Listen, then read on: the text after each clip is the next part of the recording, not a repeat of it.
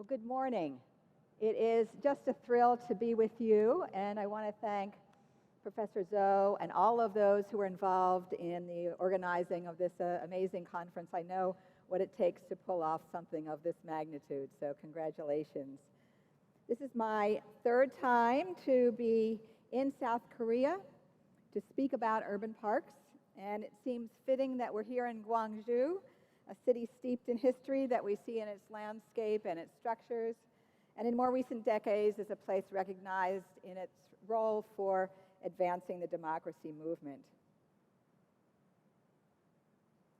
Before I begin my presentation, I thought it important to share with you some information about City Parks Alliance. We are the leading urban parks advocacy organization in the U.S., headquartered in Washington, D.C., and we were formed in 2000 at a time when people were moving back to cities, but all of the years of disinvestment that had taken place with suburban flight had really taken a toll on our nation's urban parks. The Olmsted connection is central to our founding. Central Park Conservancy was formed in the late 1970s to restore the great Olmsted masterpiece of Central Park. And after that, other cities followed suit, forming civic-led nonprofits to protect the Olmsted design legacy. Today, there are hundreds of such groups formed around parks designed by Olmsted and others who make up our membership network: public agencies, nonprofit park partners, design professionals, corporations, community-based groups, and philanthropy.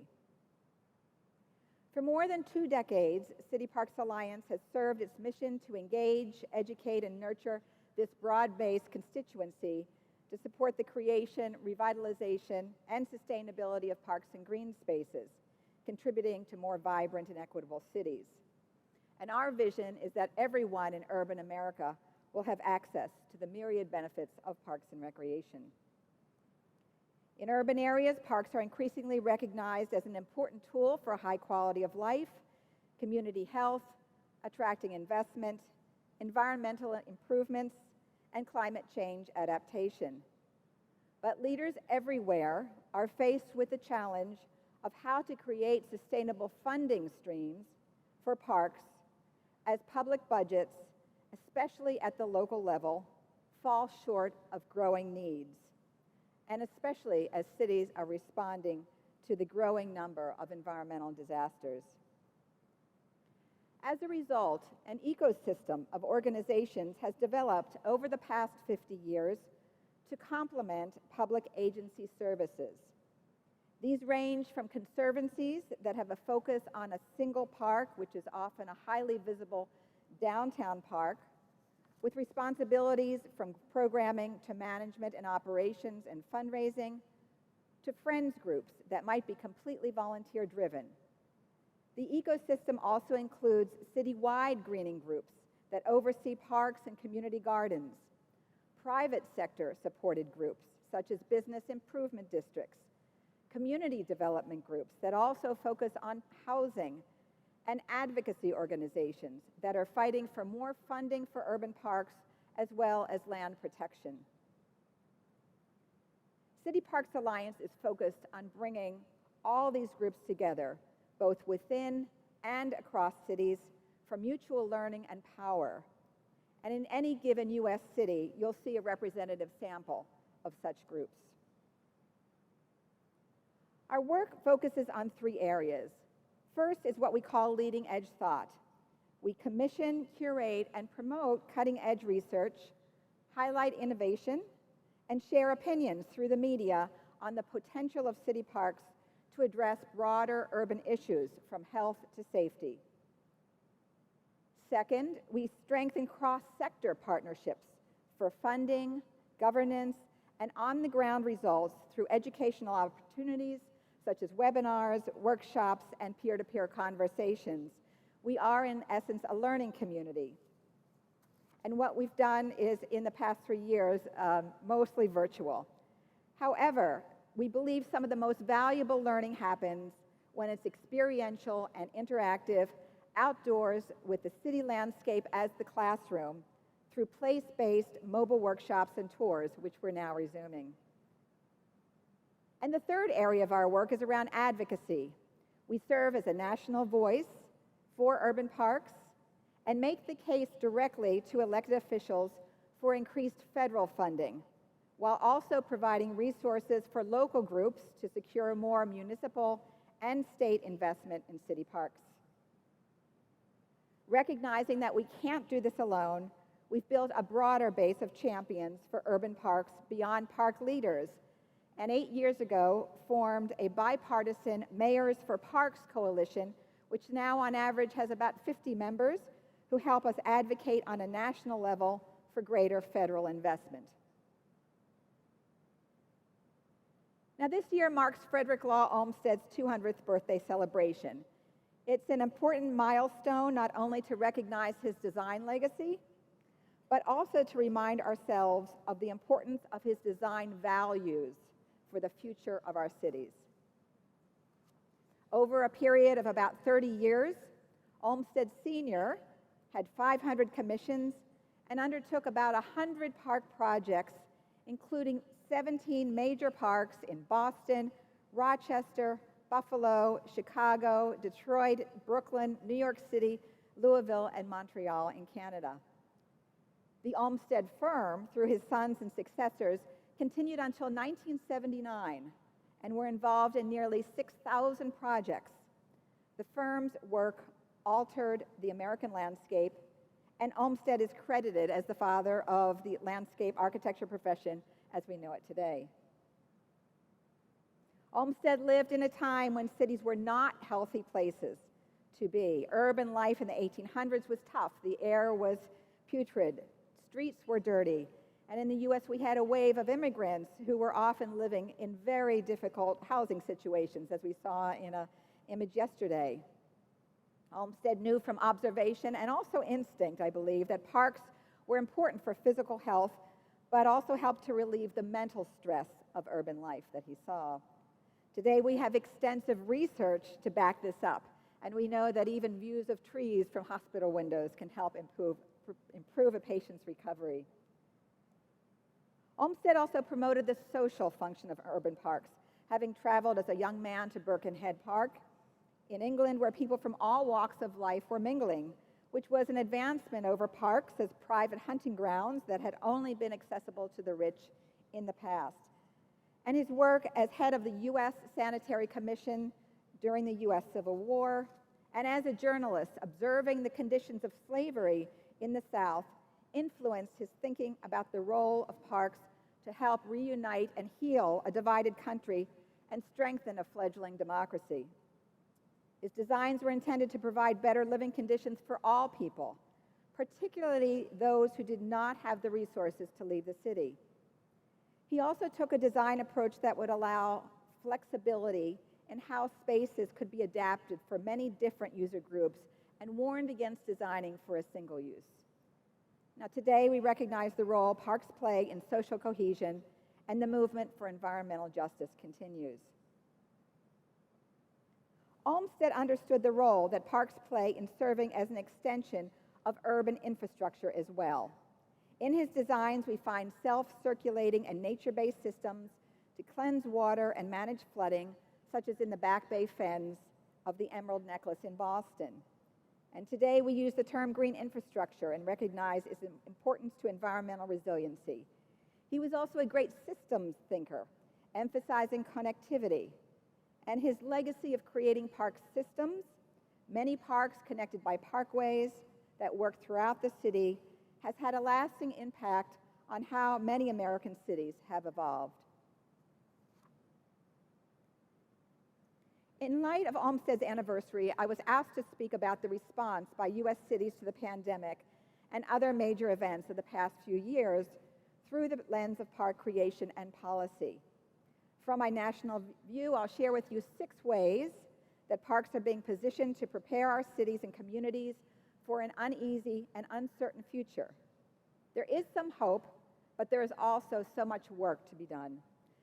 As you're an audience of design professionals, please note that I won't be showing project design details, but rather focusing on broad macro trends with several examples thrown in that hopefully you'll be able to explore in further detail on your own.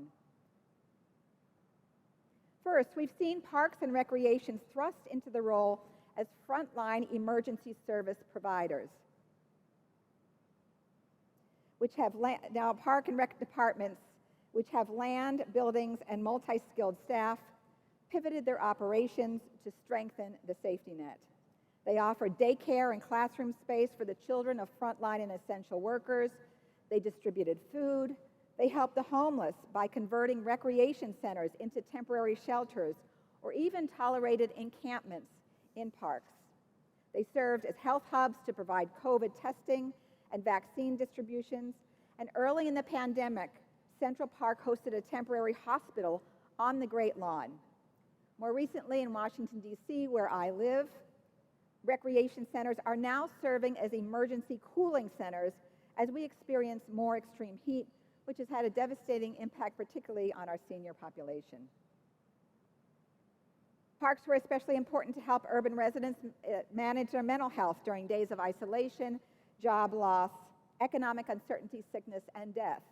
These stresses compounded the existing conditions in many urban communities that had already been suffering from high unemployment rates, crime, and housing insecurity. As people were quarantined in their homes, many park and recreation agencies quickly created virtual programs like online yoga classes, or even live-streamed images of natural areas and evening sunsets to help with stress reduction. And of course, parks provided spaces where people could walk and clear their minds, mourn, socialize from a distance, and rescued kids from online learning, giving them a much-needed reprieve to play and exercise. But even before the pandemic, our country was experiencing a health crisis. 1 in 4 adults in the U.S. suffered from anxiety, depression, or other mental health disorders. And in fact, city dwellers have a 20% higher risk of anxiety disorders compared to people who live in rural areas. And that number goes up to 44% if you live in a neighborhood with little or no green space. I mention this because in the nearly 20 years that I have been an urban park advocate, I've never seen as much attention or interest in the mental health benefits of parks as I have in the past 2 years, as we all recognize how parks literally saved our lives. And we're seeing an uptick in research on this topic. The results are impressive. Studies show that time in parks can cut levels of stress and anxiety in half and reduce attention deficits in children comparable to the effects of medication, even with just 20 minutes in a park setting. And recent research also found that people who walked for 90 minutes in a natural area versus a high-traffic area showed decreased activity in a part of the brain associated with depression. Now, the role of parks in helping urban residents to manage the stress and anxiety of the pandemic and its after effects was backed up by mayors. There's an annual survey that's conducted by Boston University that collects input from mayors on their pressing challenges, their priorities, and their expectations for the future. At the end of last year, they asked mayors about what the long-term implications of the pandemic were that they were most worried about.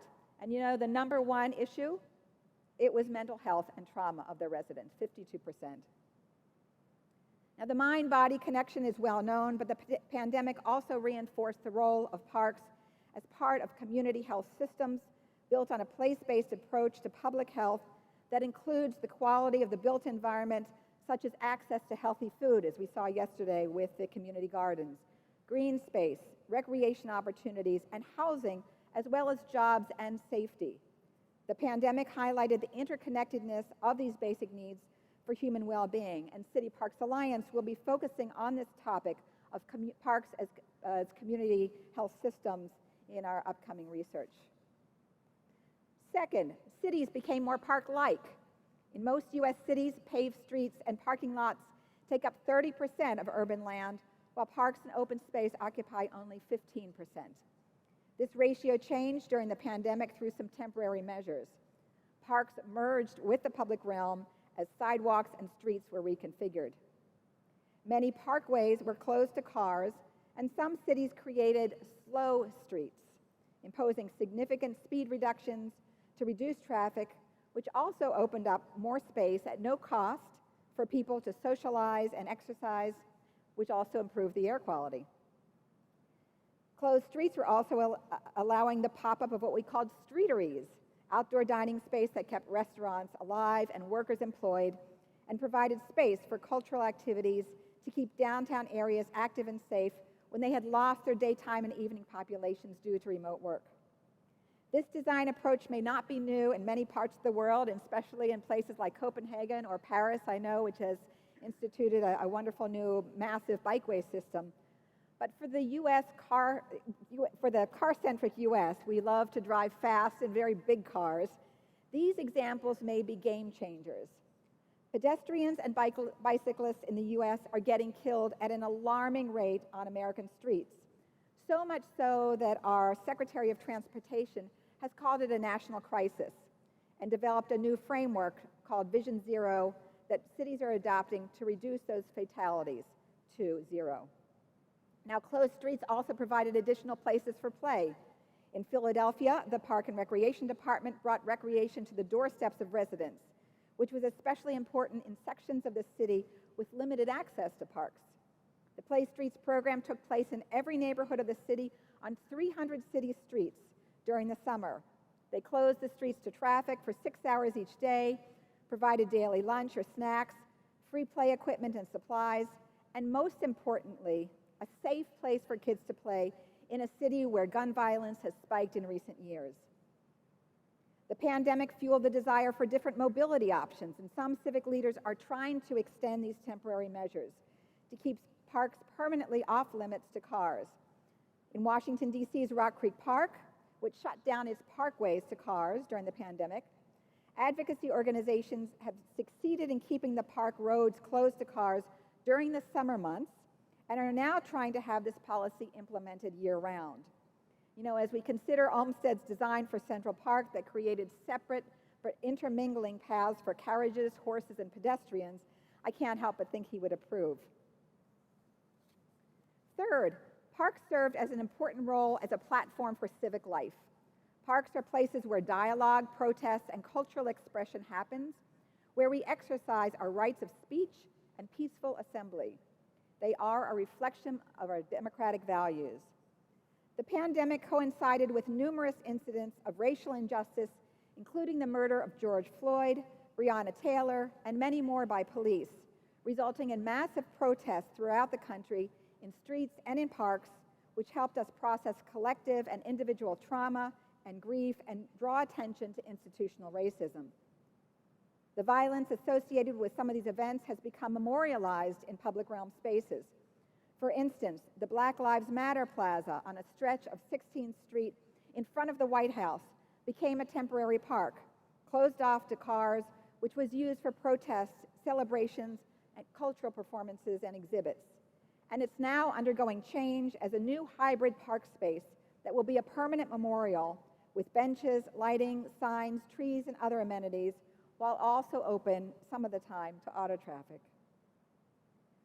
Through these movements, there was a continued awakening to how historic narratives are embedded in our public spaces, from the names of parks to the figures we choose to represent in them. For example, until 2020, there were no statues of women in Central Park.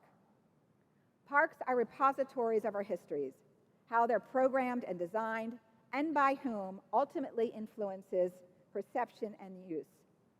And in the past few years, there's been an awakening to the way our history has been told or misrepresented in the public realm, and we continue to see the removal of monuments to oppressors such as Confederate leaders and slave owners that are in hundreds of parks across our country, especially in the South.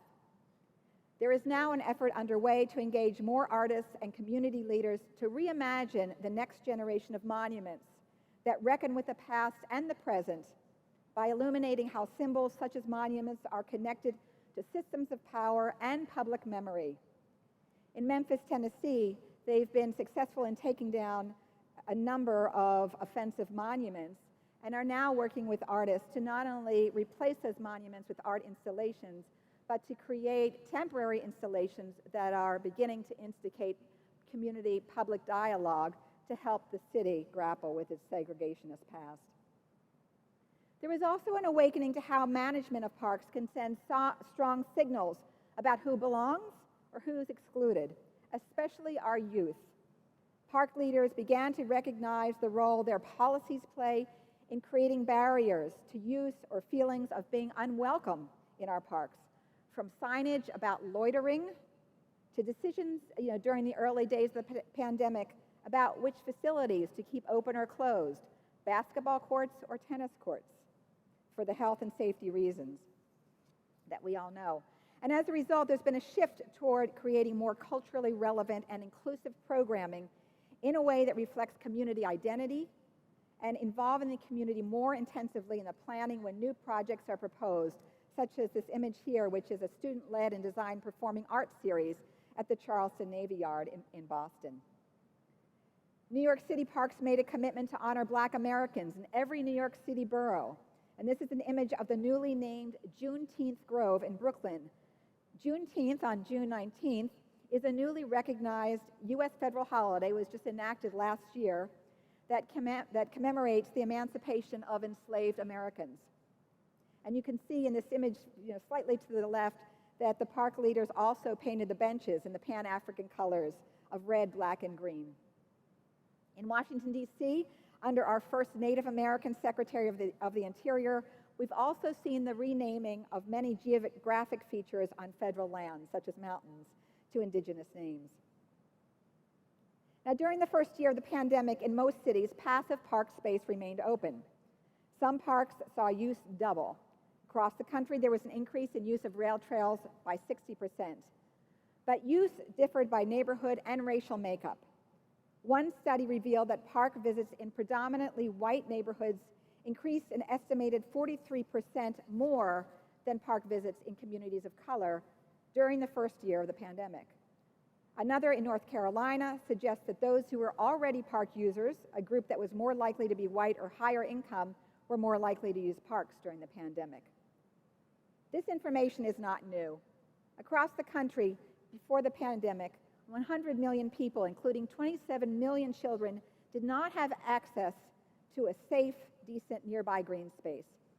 And studies show how the conditions of parks in wealthier communities are often vastly better, and park size is larger than those in under-resourced communities. The pandemic casts a bright spotlight on this reality. However, in response, we're beginning to see a shift in how some cities are allocating their public dollars, using data to take a more equitable approach to park funding. City Parks Alliance commissioned research to focus on cities that are advancing these equitable funding models, where public dollars are intentionally distributed to the communities and neighborhoods that need them the most. Many places, from Pittsburgh to Detroit to Los Angeles County, have passed public policy measures to this effect, relying on data such as public health statistics, heat, tree canopy, park access, and demographics to inform their decision-making. And we're seeing a shift in the park development process itself. There's been a growing movement to address the unintended consequences of park creation or improvements. As we all know, well-maintained and programmed parks can increase property values of the surrounding real estate, which then sometimes causes displacement of existing residents. And we saw this in the High Line. And again, it was not intended, but when the High Line went up, the property values around that incredible project rose, and many of the long-term residents were forced to leave. But this issue is being addressed head-on at the 11th Street Bridge project in Washington, D.C., and it's now become a national model for equitable development. The bridge project will link an upscale community to a historically Black and low-income neighborhood on the other side of the river.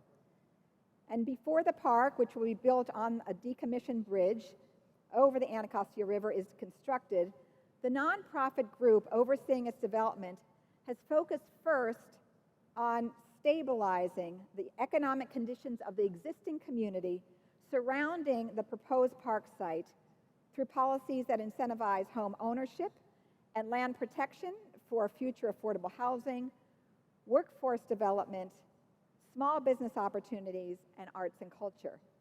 And the idea is once the new park is built, those who have lived in the surrounding neighborhoods will be able to enjoy the benefits the park brings and not be forced to move due to higher tax rates and housing costs. But we'll see what happens. We know that real estate forces and the markets can be very strong. Fifth, the pandemic coincided with extreme weather events. In 2020, there were 22 separate billion-dollar weather and climate disasters across the U.S., shattering previous records. These included disasters linked to tropical cyclones, severe storms, drought, and wildfires. And some of those wildfires are happening in suburban areas, as we saw in Boulder, Colorado last year. The 22 events cost the nation a combined $95 billion in damages, and they continue. Against these events, we saw how cities have begun to use parks as resilient infrastructure that captures a broad array of social, economic, and environmental benefits. In this way, parks are repositioned as multifunctional resilience infrastructure that serves many goals, such as land conservation, stormwater management, heat reduction, and health, among others. And in doing so, in positioning parks in this way, cities are beginning to be able to tap into a broader range of funding options while also saving money on their local budgets. You know, it's amazing to see how quickly these large-scale flooding events are happening. 2 weeks ago in Dallas, Texas, they had a 1 in 1,000 year storm event, and they had over a foot of rain in 24 hours. So it's a little bit daunting when we think about, you know, parks that are being designed as green infrastructure for 500-year weather events, when in fact we're seeing these record-breaking stormfalls or waterfalls. One of the examples that we love to use in DC when we are advocating for more funding is in Atlanta, and an area that is now the historic 4th Ward Park, which was subject to chronic flooding and sewer overflows during storm events over the years. The city initially planned to fix the sewer overflow problem by building a football field-sized underground tank and by laying more pipe via a tunnel extension of the sewer system to hold the stormwater. But that meant that the stormwater and the sewage and all the chemicals would eventually flow into the local river, increasing pollution and threatening the drinking water supply. But then came the idea, probably proposed by landscape architects, and it's not a new one. You know, Olmsted was doing this 150 years ago, to transform this blighted industrial area into urban green space with stormwater control features and green infrastructure designed as a beautiful public park and to withstand a 500-year storm, which has now attracted new businesses and housing to the area that you can see in the adjacent areas of this image. The green infrastructure solution above ground over gray saved the city $16 million in construction and generated tens of millions more in new tax revenue from development. Some cities in the past few years have proceeded with adaptive reuse projects on a much larger scale. New York City experienced an historic storm in 2012, Hurricane Sandy, that you might remember, that displaced thousands of residents from flooded homes, filled subway tunnels with water, and left much of the city in darkness. The city incurred an estimated $19 billion in damages and lost economic activity. And to protect the city from future flooding, the city is implementing the Lower Manhattan Coastal Resiliency Plan, which is one of the most ambitious in our country and one of the most expensive, with a multi-billion-dollar price tag. The city held a design competition, and the winning design proposed a horseshoe-shaped series of landscape projects along New York City's waterfront that would layer social infrastructure atop flood prevention, adding and enhancing shared space instead of merely erecting large bulkheads. These parks are being designed to withstand severe weather events and to be submerged underwater for days at a time, with plantings of saltwater-resistant trees and built with erosion-resistant hard structures. Now last, some good news from Washington. As a result of efforts by City Parks Alliance and other organizations, we've seen a growing awareness about the role of parks as national urban infrastructure, evidenced by the unprecedented recent federal legislation and an understanding, finally, that parks are as important as roads and bridges for cities as they are for our national economic health. There have been several measures approved in the last couple years that will provide federal funding to parks as part of broader investment in our nation's urban systems. Last month, President Biden signed the Inflation Reduction Act of 2022 into law, authorizing the largest amount of spending in U.S. history to tackle climate change, about $370 billion to reduce greenhouse gas emissions to 40% below their 2005 levels by the end of this decade.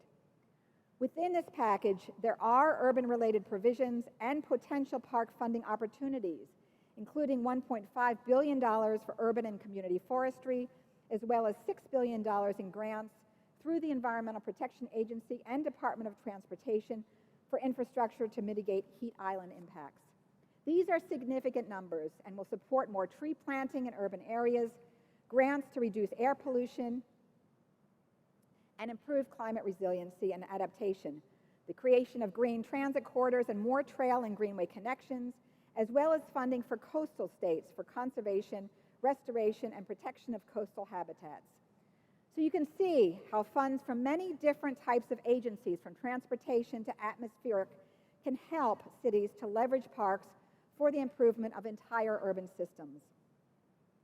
In 2021, Congress passed a massive infrastructure investment bill that was more focused on traditional infrastructure. But what was exciting to see was the inclusion of some dollars that could be used by parks departments to help address cleaner water, the removal of highways that had separated cities, and green infrastructure. And this bill also included funding to clean up toxic land, and even some for wildlife crossings. And in the previous year, in 2020, a major piece of conservation legislation called the Great American Outdoors Act was signed into law. This bill provides $900 million annually and permanently for parks and other public lands through the Land and Water Conservation Fund. Advocacy organizations had worked for decades on this effort, and City Parks Alliance was successful in ensuring that a portion of these funds, called the Outdoor Recreation Legacy Partnership Program, was dedicated to urban parks. You know, when we started, the program for urban parks was only $3 million, but we kept at it, we kept advocating, and little by little, year by year, it has now grown, and to date has leveraged more than $800 million, which can be used to create parks and upgrade parks in underserved communities. You know, the key in any of these large federal efforts is in how the money is actually allocated when it gets to the local communities. And this is really the role that all of you play, is to ensure that these massive amounts of money, or any money that goes to a city, is actually implemented in a way that is specific to local needs and done intelligently. My last example is from Seattle and shows how these new funds can be used to recreate cities. And you can see on the image on the left-hand side the Alaskan Way Viaduct, which was a double-decker freeway built in the 1950s to reduce auto congestion in the city. But it ended up creating a barrier between the downtown and the city's waterfront. And there was concern about its safety due to seismic activity. After much protest and many years, in 2019, it was eventually closed and dismantled. And in its place, a waterfront park is being built that will span 20 acres across the downtown shoreline, with a series of public spaces linked together by a pedestrian promenade. The project also features a salmon-friendly seawall and expansive natural landscaping with biofiltration, building connections between the city and surrounding bay and creating an entirely new waterfront district. But you can see how parks are transforming the urban realm and creating a new way for how people are experiencing the natural features of the city, while also helping cities to function ecologically. The recently enacted federal legislation will support similar efforts in cities throughout the U.S., especially those in coastal areas. And a quick plug for our next International Urban Parks Conference, Greater and Greener, that will be held in Seattle in June 2024, when you can see this waterfront project as one of 50 tours throughout the city. It's also an Olmsted design park system, and a city that is leading on sustainability and resilience efforts, as we saw in the presentation yesterday. To close, you've seen that the pandemic and other social environmental disruptions are having a profound impact on the way we design cities, and for whom, elevating the role of parks in a significant way. But what do these trends mean for the international landscape architecture community? In many ways, the past few years have been a test run for what's to come. A warming planet, it's predicted, will bring more health pandemics, more extreme weather, greater stresses on infrastructure, water and food systems, higher temperatures, and the migration of millions of people to more habitable areas, primarily urban, where the economic and social inequities we see in cities today may only worsen. Now, parks cannot solve all these problems, but landscape architects can help cities accommodate the coming changes through responsive, flexible, multifunctional, and socially inclusive public realm design that is good for all living systems. The Olmsted values are still relevant. But all of this takes money to not only build but to sustain, and to acquire or protect land for conservation that protects our water sources and keeps cities cooler. But we need leadership, such as mayors and citizens, to push their leaders to make parks a priority in public budgets. And just as Olmsted challenged the status quo of his day and created a new paradigm for urban resilience and community building, we all must become advocates to make the case that parks are not just a nicety, but essential for our survival. As development threats on existing open space grows, we need to advance policies to support healthy and just growth that works for all. The pandemic has opened new possibilities to close the gaps on the accessibility, both physical and programmatic, by providing more space through multi-use parkland and the appropriation of streets. It's awakened an understanding of the health benefits, especially the mental health benefits, and open funding options through adjacent sectors. Let's not lose this moment. City Parks Alliance put together a short, low-cost video about parks as infrastructure that we now share with members of Congress and that our members are sharing with their city council members. And our voices have made a difference. We encourage you to create something similar for use in your own community. And now I'd like to share the video.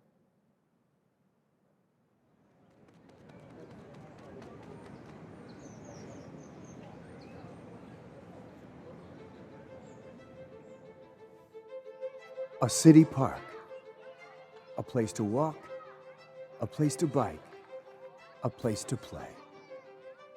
Seems like something everyone should be able to enjoy, but too many children and families don't have access to nature, especially in cities. Parks are essential infrastructure, as important as bridges and roads that make our communities work. By cleaning the air and water and providing places for exercise to reduce stress and chronic disease.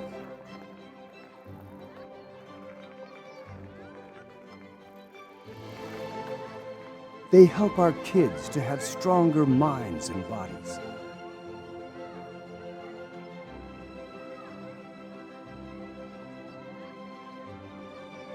And bring neighbors together.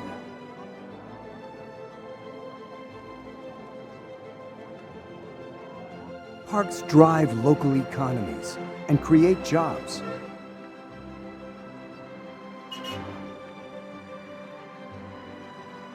Trails in parks provide transportation options, reducing car congestion and CO2 emissions. They're a tool to help us adapt to climate change, keeping cities cooler and drier.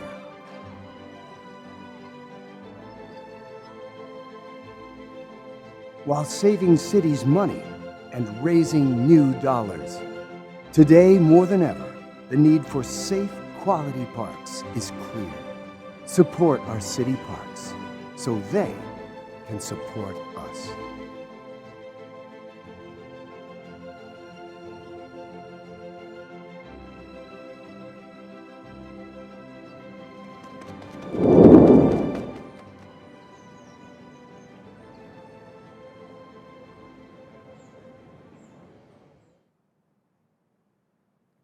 Thank you.